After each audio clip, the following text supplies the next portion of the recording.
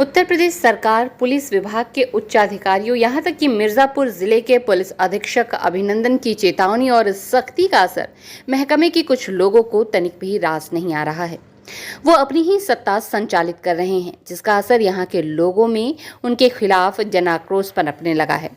ताजा मामला मुकेरी बाजार पुलिस चौकी से जुड़ा बताया जा रहा है, जहां रक्षाबंधन पर्व से शुरू हुआ चौकी प्रभारी को लेकर उपजा विरोध समाप्त होने का नाम नहीं ले रहा है।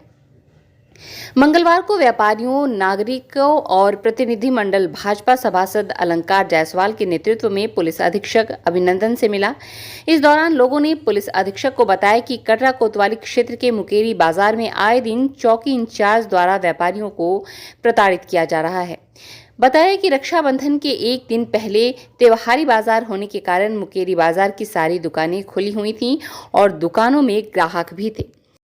रात लगभग 10:30 से 11:45 के बीच में चौकी इंचार्ज बुद्धि सागर यादव के द्वारा शराब के नशे में व्यापारियों के साथ अभद्रता की गई।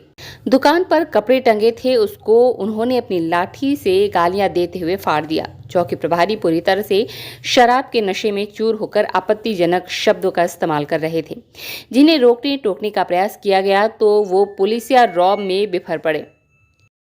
उन्होंने इस बात का भी लिहाज नहीं रखा कि सामने महिलाएं हैं। चौकी प्रभारी बुद्धि सागर यादव के क्रियाकलापों से पहले भी लोग तंग थे। अब व्यापारियों ने चौकी प्रभारी पर कार्रवाई की मांग की है और ऐसा नहीं होने पर सड़क पर उतरने की चेतावनी दी है। स्ट्रीट बज़ के लिए मिर्जापुर से संतोष देवगिरी की रिपोर्ट। आज आप कहाँ आए हैं? मैं एसपी ऑफिस आया हुआ, एसपी साहब से मिलने के लिए। क्या प्रकरण है, किस प्रकरण को लेके आए हैं? प्रकरण ये है, मैं मकरी खोवाड़ का सभासद अलंकार जायसवाल हूँ।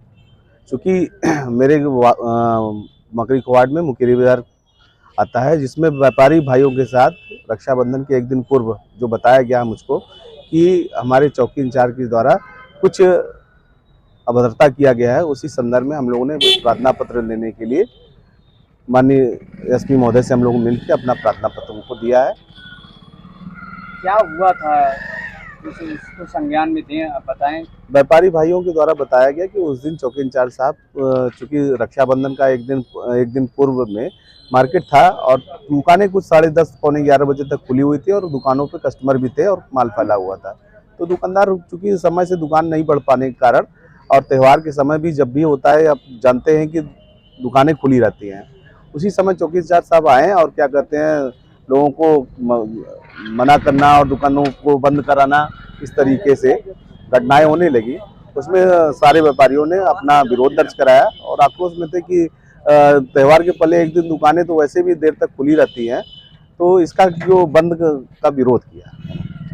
मतलब चौकी इंचार्ज का कोई आधार होगा जो दुकान बंद करा रहे होंगे, कोई कारण होगा, मतलब कोई बिंदु होगा?